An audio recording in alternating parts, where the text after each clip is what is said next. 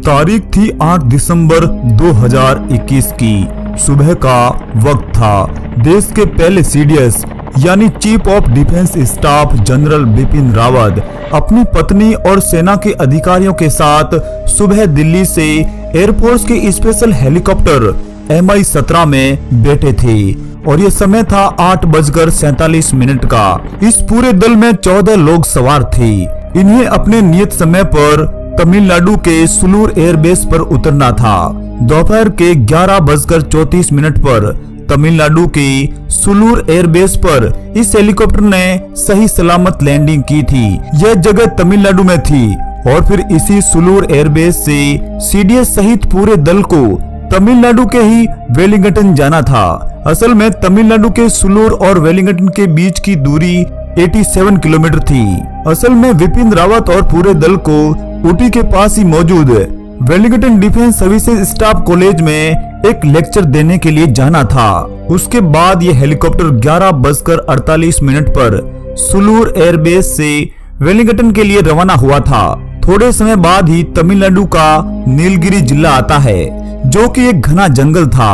CDS Rawat सहित पूरा दल अपने नियत स्थान वेलिंगटन से करीब 10 किलोमीटर की दूरी पर थे और ये जगह थी कन्नूर। यह पूरा दल कुछ समझ पाता उससे पहले ही हेलीकॉप्टर में आग लग गई थी और फिर आसमान से अचानक नीचे जंगलों में यह हेलीकॉप्टर गिर गया था। इस वक्त दोपहर के करीब 12 और 12:30 के बीच का समय था। मौसम की खराबी के चलते यह हेलीकॉप्टर क्रैश हो गया था। जंगल में आग को देखकर स्थानीय लोग भी समय पर पहुंच गए थे।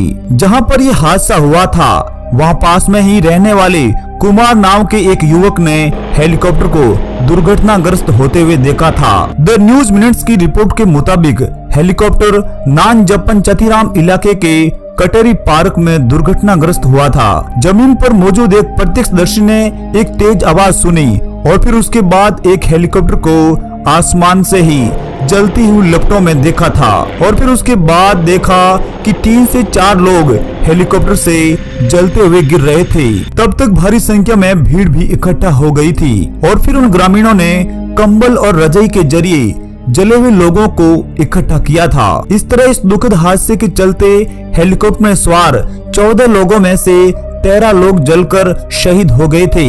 सीडीएस बिपिन रावत भारत के पहले रक्षा प्रमुख थे, जिनका जन्म 16 मार्च 1958 को पूरी गढ़वाल में हुआ था। असल में वे उत्तराखंड जिले के राजपूत थे। रावत का मतलब होता है एक मिलिट्री टाइटल जो उस समय विभिन्न राजपूत शासकों को दिए गए थे। इनके पिता का नाम था लक्ष्मण सिंह जी रावत। उन्होंने भी सेना में रहकर देश की सेवा की थी और लेफ्टिनेंट जनरल पद से रिटायर हुए थे। सीडीएस बिपिन रावत सेना में उस समय भर्ती हुए थे जब वे 20 साल के थे और ये समय था 1978 का। उन्हें 11वीं गोरखा राइफल की 5वीं बटालियन में पहली बार नियुक्ति मिली थी। नियुक्ति के लिए राज्य मिला था मिजोरम। उनके साथियों का कहना था कि वे एक सच्चे देशभक्त थे। उन्होंने हर वक्त खुद से पहले अपने देश को रखा था। हर एक्टिविटी में वे हमेशा अव्वल आते थे।